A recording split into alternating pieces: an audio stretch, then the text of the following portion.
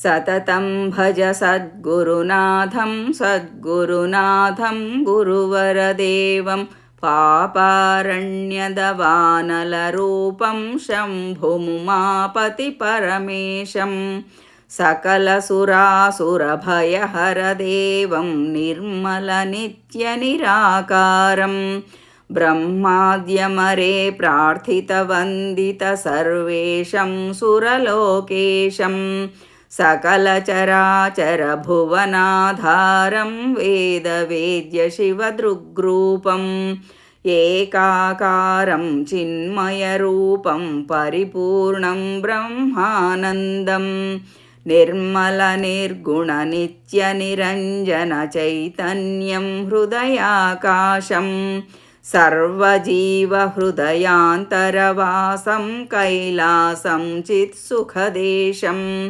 जन्ममृत्युभयरोगनिवारणपरमेशं गगनाकारं जगदाधारं भवभयनाशं मोहविनाशनसर्वेशं सर्वसमुद्भवकारणरूपं सर्वेशं विज्ञानमयं सर्वभक्तजनमानसहासं शिवरूपं परमानन्दं देहविलक्षणचिन्मयरूपं कैवल्यप्रदगुरुनाथं द्वन्द्वातीतं परमगुरुमहदेवं श्रीसद्गुरुनाथं सततं भज सद्गुरुनाथं सद्गुरुनाथं गुरुवरदेवं पापारण्यदवानलरूपं शम्भुमुमापतिपरमेशम्।